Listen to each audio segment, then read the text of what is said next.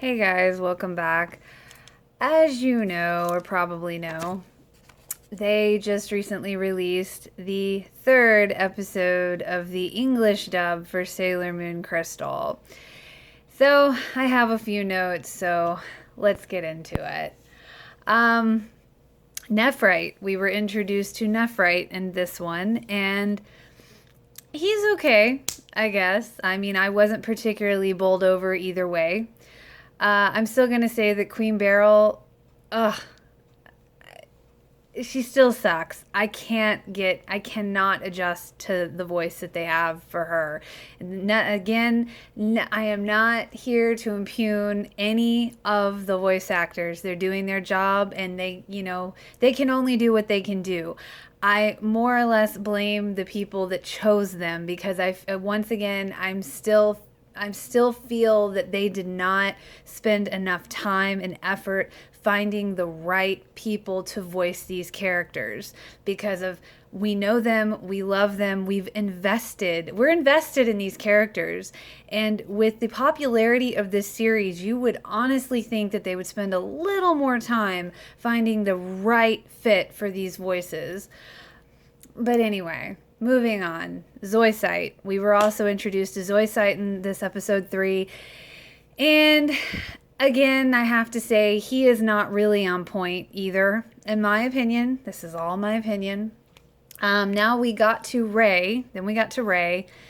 And I'd say no at first impression. My face was kind of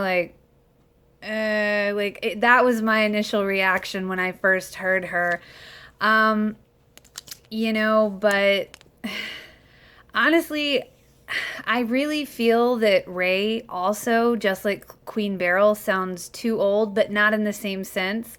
Like, I understand that they were trying to go for a more mature sounding voice because Raye is more elevated with her spiritualness and all that, but I think they kind of overshot that. They kind of went a little too older sounding.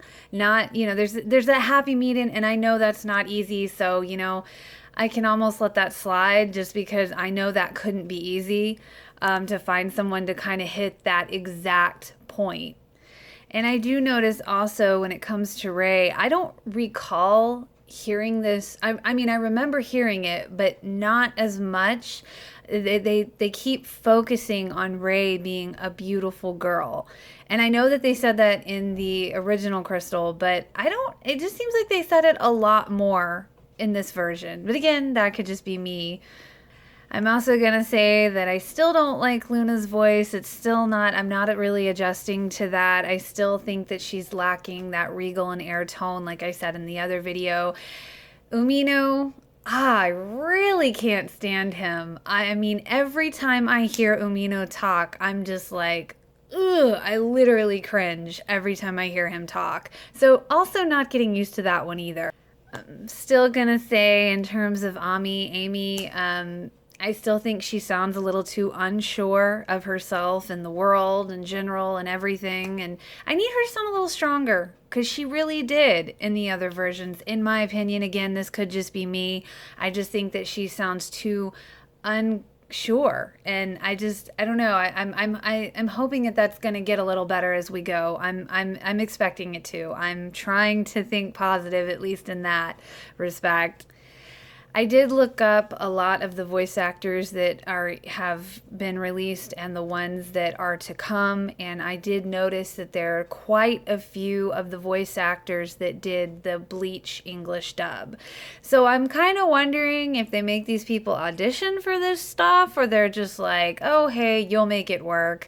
It kind of seems like they just did that, honestly.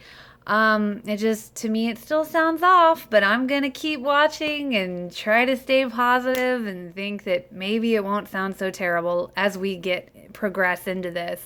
But I will end this on a good note. Even with the voices, I will still say that I love the interactions of Mamoru and Usagi. So that's a good note, right? Those are my thoughts on episode 3, Sailor Moon Crystal English dub. I hope you enjoyed. If you did, please like and subscribe. Until next time.